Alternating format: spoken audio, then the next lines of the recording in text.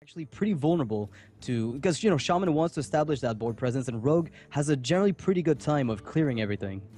Yeah, a really big story about this match I think is going to be the way that Rogue lines up against Shaman is that Shaman, it takes it. Well, typically this could be something like an aggro Shaman, so we'll see.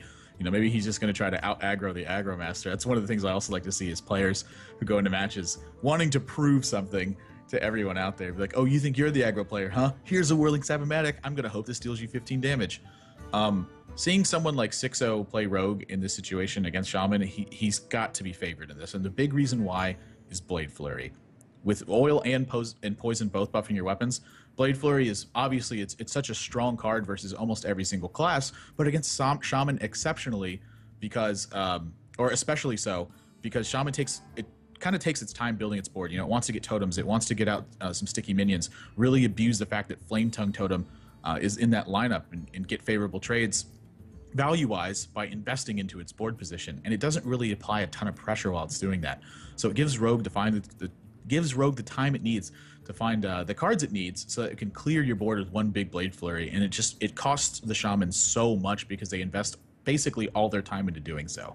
Yeah, it's the 1-2 punch of Rogue exactly against the Shaman where they get you don't even need Tinker's Sharpsword a lot of the time. You can just use Deadly Poison to get most of the stuff out of the way, and then it's just a matter of going for the board, and the Shaman then has to answer that board because the moment your minions can remove the totems very efficiently, he's the one on the back foot, and really you can't afford being on the tempo back for the Shaman because both classes play in a somewhat similar way. I mean, Rogue sure it's a lot about Tinker's Sharpsword burst and whatnot, but it's fighting more and more for the board control, and Shaman does that as well. You can make an analogy, I guess, with Lightning Bolts and Rock Biters to the way that Backstab is played by Rogues in many ways. Yeah, this is the one thing that Shaman really has going for it in this matchup is if Xixo ends up drawing a hand that basically is a bunch of 3/3s, Shaman has a lot of answers that line up very well against that. Between Rockbiter, Lightning Bolt, even Power Mace, there's just so much it has to fight against a position like that. The one thing it's losing is its ability to really make a high impact with something like Flame Tongue Totem.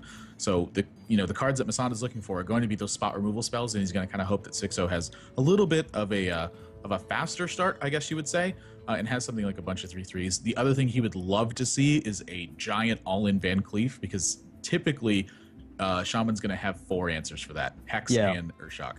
Yeah, some Shamans have been cutting Earth Shocks out of their deck or just playing a 1-of, and that's not too uncommon if they're playing against a specific type of deck that they expect. I think Firebat wasn't even running a single Earth Shock in his last deck, but it was heavily tailored around Control Warrior, so he obviously didn't need it as much.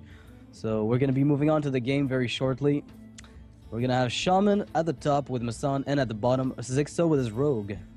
Yeah, so seeing a hand like this, really big indicators here. Something like Pilot and Shredder and Dr. Boom, not as big of an indicator, but Zombie Chow and Manatide are really, really screaming where his priorities are right now. And I think it's in fighting the early board position and making sure that he can establish that to extend himself in the late game. Even a Black Knight being played in this list, that is really, really strange. I've played Black Knight before in Shaman, and the one reason I did it was, this was eons ago, it feels like.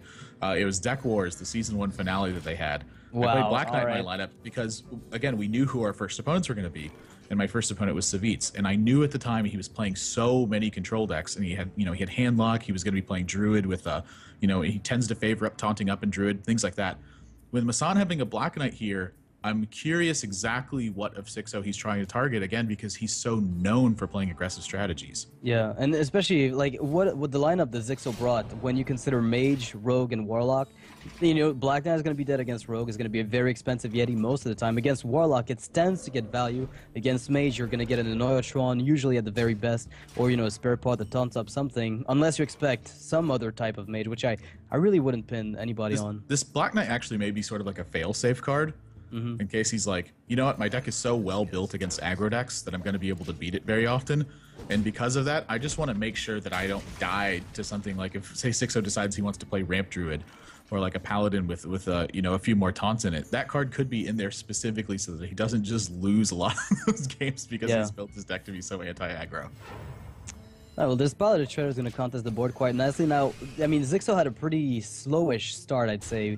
It's not bad. He's going to be able to curve into his Violet Teachers very, very effectively, and he's going to start fighting for that board against MasSan, which has the perfect answer, I'd say, to a Violet Teacher spam, right, with the Lightning Storm. Well, Lightning Storm's going to help clean this stuff up, but he's really got to get some. Again, he's got to get something on the board to really make use of. That Flame Tongue Totem is not going to be useful, I would imagine, anytime soon. And when you see Violet Teacher prep Sap on turn 4 versus your coined out Piloted Shredder, it's not the worst thing in the world because you can replay the Piloted Shredder. But look, Xixo's got that 3-1 on the board.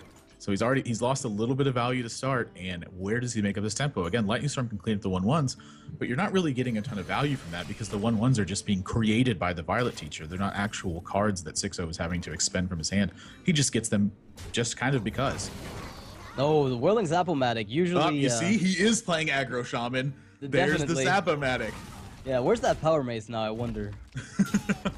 You know what I'd like to see one day? Somebody spawning, you know, when they queue actions really quickly and somebody gets a Zap-O-Matic, and as the minion is spawning, somebody plays the Ooze too fast on the Power Mace and the Zap-O-Matic becomes a 5-4. That'd be really funny. Animations really do. I mean, we've seen animations hurt people in the past, like with the Sludge Belcher one taking too long. Like when a guy Sludge Belcher, I think it's one of those counters to Life Coach with the amount of time he likes to take to play. You play Sludge Belchers, you let him rope, and hope that he can't get a favorable attack off because he doesn't have the time to do it. Yeah, you play those Dormu and Sneeze for the double chance that really messing with Life Coach's head, and then you add the Belchers to the deck, and you're guaranteed to get a 1-turn where Life Coach will be confused. Oh my gosh, second. Man, this is horrible. Yeah, he's just playing the Black Knight. I think this actually is smart by him to play this Black Knight. I think he's got about one more turn before he really has to invest a ton into the board. And this is the exact last play that MasSan wanted to see, was turn 7 sprint. He wanted to see more minions hit the board. Aside from Lotheb. Lotheb's the only minion I think he really didn't want to see hit the board this turn. And look at this reload from Xixo. A Backstab, an SI, and 2 strong 5-drops. I really don't know. Like, even if his board gets wiped, he's got a perfect transition here to deal with the Shaman. Yep. And the amount of damage he's got on the board has got to be feeling really threatening to MasSan. I mean, what are you gonna do here? If you're Xixo, do you just wait, go full face, or do you even consider removing the Black Knight? Well, he's gonna count up his damage and see how much he can deal over the next couple of turns, and he's gonna think about how his draws are gonna impact that. So he's still got 2 copies of Eviscerate in his deck. He's still got copies of Oil in his deck. I don't feel like he has the gas to really end this game as quickly as he can, so he's gonna tend to favor defensive play. But this is just the reason what you're seeing right now is the reason that Rogue is so powerful. Violet Teacher gives you so much board advantage by just kind of doing what you would normally do anyway. I mean, MasSan feels pressured to Lightning Storm here, and frankly, he doesn't really have many other options. Yeah, he has to Storm if only to remove the immediate incoming damage. I mean, you have to put Xixo on a Tinker's Sharpsword at this point. It's been quite a long time. He rolled low on the Violet Teacher. I'm not sure if that's too much of an impact. Urshock's not going to kill it anyway. But I wouldn't be surprised to see him Urshock this Violet Teacher here, but I think with this hand context, this may just kind of be like a give up. Yeah, I mean, MasSan is, like, that Lotheb is basically sealing this board out of his control. I mean, he can play Alakir to an extent. Well, actually, no, he just plays Storm. He can't Alakir. The Overload mana crystals don't show up. He doesn't really have the options to really do anything about this. He's just, this is the nature of Rogue versus Shaman, is that if Rogue gets a start like this, it's going to be tough for any class to beat it. But against, especially, with Shaman, you just don't have the tools to deal with stuff like Violet Teacher. It's just so bad for what Shaman's trying to do. Yeah, I mean, this is a perfect example of matchup so bad. Yeah, and I think Xixo, like, going into this, we had a pretty good expectation that Rogue generally has an edge, and that proved to be the exact scenario that usually comes out. And I feel like, MasSan's decision to include his deck is a really, standard mid-range Shaman. It's not anything, it doesn't deviate at all from the, at least from what we've seen, besides the Black Knight perhaps, from the standard Shaman list that we've seen a lot.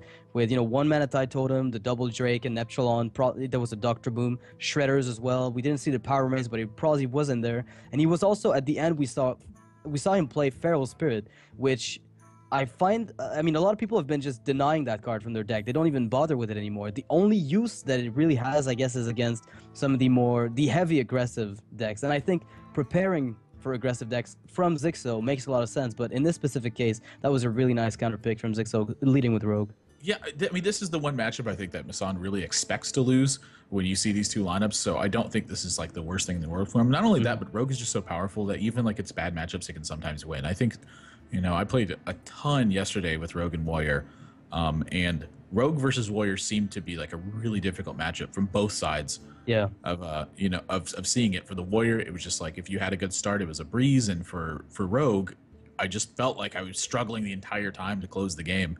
And as the game kind of continued to go on longer and longer, I was like, I'm kind of running out of stuff. He's killing everything I'm playing. And when you feel like you have to kill your opponent like that, you have to make some really strange plays and hope that they don't have the right I hope cards. that they work out. Yeah, I hope that they don't have the right cards to disrupt it. So I don't think MasSan's like too upset to lose this game.